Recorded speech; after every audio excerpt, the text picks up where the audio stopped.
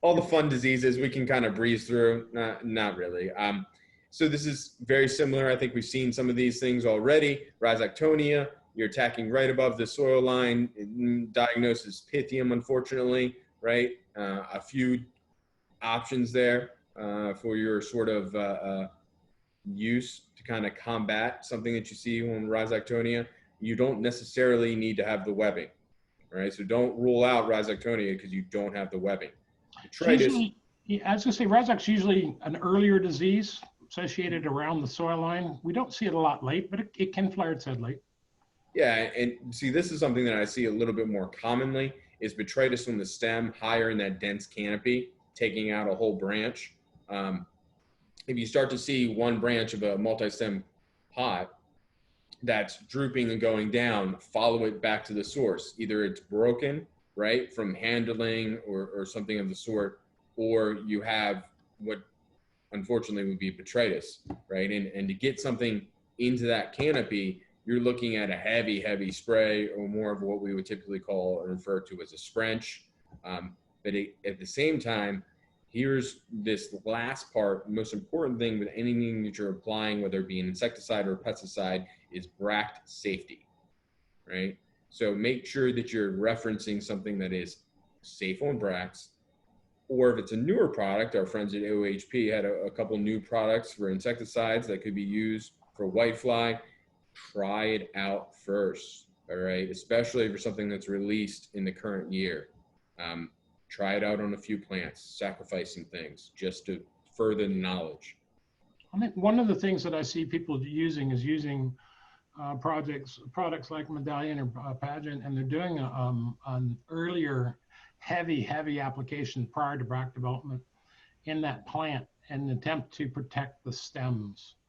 And they're just banking on the residual protection on the stems before coloration. So they just basically prophylactically go out there and on principle and do a Botrytis treatment, third week in October, and a heavy one. And just to try to, again, carry it over, because to James's point is once they turn red, there's less things you can apply safely and effectively. And the canopy, the more the canopy is closed, the harder it is to get it down in there. And there is nothing that translocates downward in the plant. You got things that will be upward systemic, but not downward systemic. So again, that's why I think a lot of the guys have gone to, well, I'm going to assume I'm going to be in this battle in the end, and I'm going to go treat it before I run into risks. Everybody's favorite. Yeah, favorite Pythium. I know that we've been kind of going over every life stage, how fungus gnats typically not, unless if you're out of propagation, not insect number one, right? But with poinsettias, every life stage, it would be your number one or number two insect. Call it number one. Today, with the tools in our arsenal, I would say I see more damage, unsaleable poinsettias due to Pythium than I do to whitefly. And again, this Pythium could be a wet, dry cycle as well. Typically, where it happens is weekend waterers. So make sure that you have clear communication from somebody that's not normally taking over zones on a Thursday or a Friday before everybody breaks off, right? So they know exactly what's been going on with that moisture management strategy with that crop. And this becomes critically important as we have less days where we can physically irrigate. So I think one of the things you have to keep in mind with Pythium as a good kind of way to diagnose why you have it is I like to just take a plant that collapses and you believe it's Pythium and literally dissect it, take a knife and slice it right down the middle, right through the soil ball, right through the cutting, and splay it out and look at it. If the Pythium looks like it started from the outside and works its way towards the crown of the plant, where in other words, the roots are worse on the outer perimeters, that's usually an irrigation problem. You're cycling dry or you're sitting in a puddle.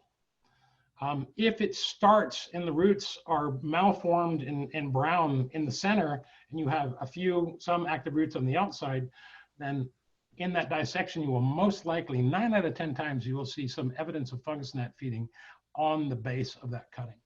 Where the Pythium infection gets there, you stress the plant out with a drought event or whatever it is, and then the Pythium attacks. But usually if it's on the outside in, it's a direct answer to your irrigation practices, not a fungus gnat. Powdery mildew.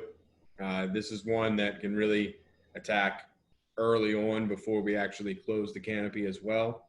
But every year we seem to see a little bit more powdery mildew.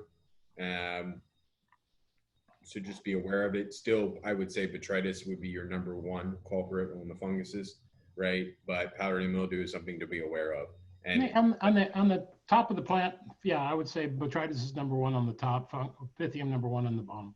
We have a nice chart in the back of our catalogs for poinsettias where we have some chemicals as well as biological bioinsecticides and stuff that are considered to be safe on bracts. So this is the point of the year where we start to really pay attention to the safe on bracts column.